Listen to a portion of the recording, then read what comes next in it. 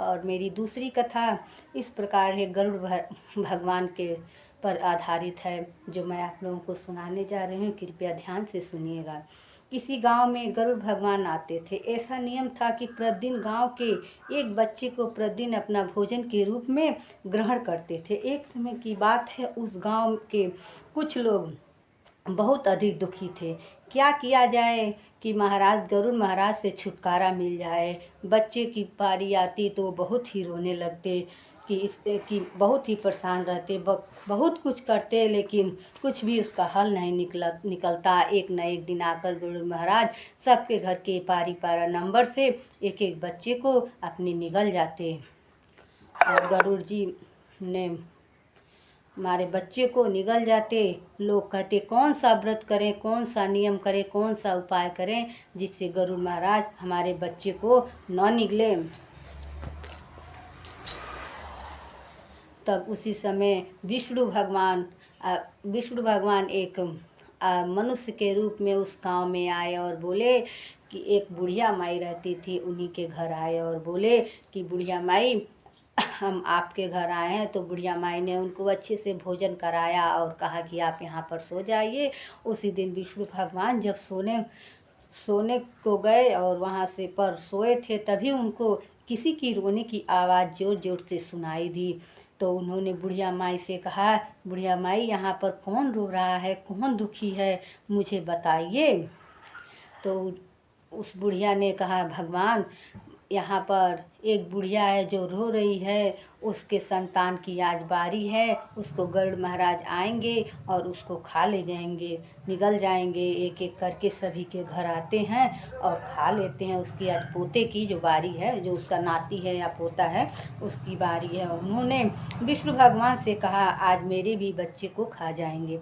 गरुड़ महाराज जब तब विष्णु भगवान ने उस बुढ़िया के घर गए और उससे पूछे कि तुम क्यों रो रही हो। तो बुढ़िया ने कहा कि आज हमारे बच्चे को बारी है और गरुड़ महाराज जो हैं आएंगे और इनको खा लेंगे, तो हम लोग कैसे रहेंगे। तो विष्णु भगवान ने कहा कि आप किसी प्रकार की चिंता मत कीजिए, आप अपने बच्चे को वहाँ से हटा दीजिए और मैं वहाँ पर सो जाता हूँ। तब विष्णु भगवान जो है वहाँ पर सो गए और उसके बाद से गरुड़ देवता जो रात में आए तो विष्णु भगवान इस तरह से सोए हुए थे कि उनका धड़ जो है, चेहरा, उनका फेस दिखाई नहीं दे रहा था, पीठ के बल से सो गए। और गरुड़ महाराज आए और उनको एक तरफ से खाने लगे। जब एक तरफ से खा लिए और दूसरी तरफ से खाने जा रहे थे तो विष्णु भगवान जो थे उफ नहीं हुए और थोड़ा सा भी हिचकिचाए नहीं, हिले नहीं।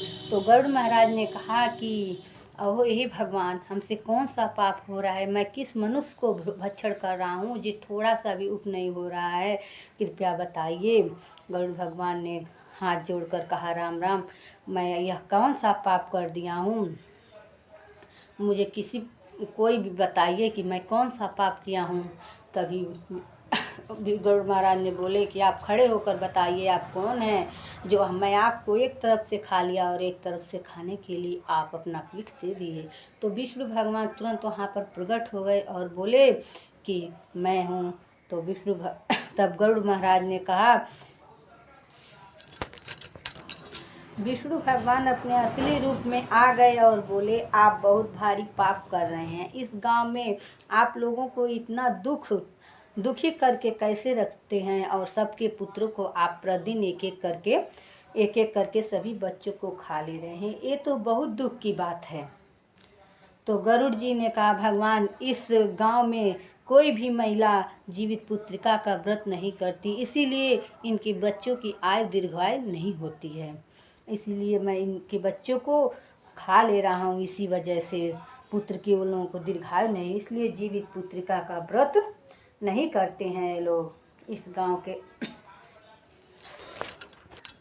तो गरुड़ महाराज बोले, अगर ये लोग जीवित पुत्रिका का व्रत रखेंगे अच्छे नियम धर्म से, तो मैं इन लोगों को पुत्र को नहीं करूँगा और नहीं दीर्घायु, मतलब इनको पुत्रों को नहीं खाऊंगा और इनके पुत्रों को दीर्घायु प्रदान करूँगा। इसके बाद से इन्होंने सभी गांव वालों को, विष्णु भगवान ने सभी गांव वालों को इकट्ठा किया और सभी से कहा कि आप लोग महिलाओं से अनुरोध है, सभी को हाथ जोड़कर कहा, आप लोग सभी महिलाओं से अनुरोध है कि आप लोग इस गांव के महिलाओं जीवित पुत्रिका का व्रत आश्विन माह के किस पक्ष के दिन सभी महिलाएं व्रत रखेंगी और गर्मा गर्म भोजन के साथ पारण करेंगी। तब से पुत्र के ऊपर उनके पुत्र के ऊपर कोई आँच नहीं आएगी। और महिलाओं ने हाथ जोड़कर प्रणाम किया और उन्होंने कहा, हे प्रभु, हम लोग यह व्रत करेंगे, आप हमारे पुत्रों की आयु लंबी करें। तो इस प्रकार से भगवान विष्णु ने उन सभी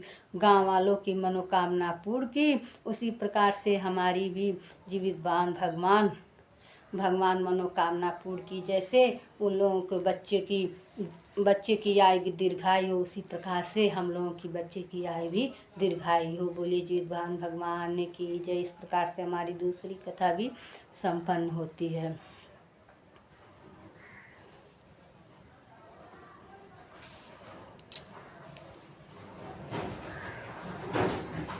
तीसरी कथा,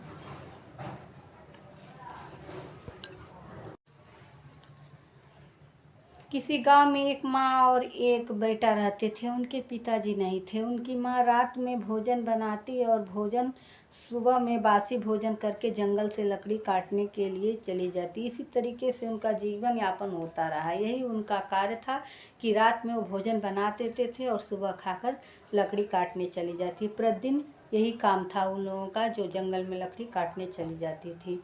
और हर दिन की तरह इस दिन भी उन्होंने बासी भोजन खाकर उसी समय जंगल में लकड़ी काटने चली गई। तभी जंगल में तत्काल एक अजगर जो है, सर्प है, और सर्प आया और उनके बेटे को निगल गया।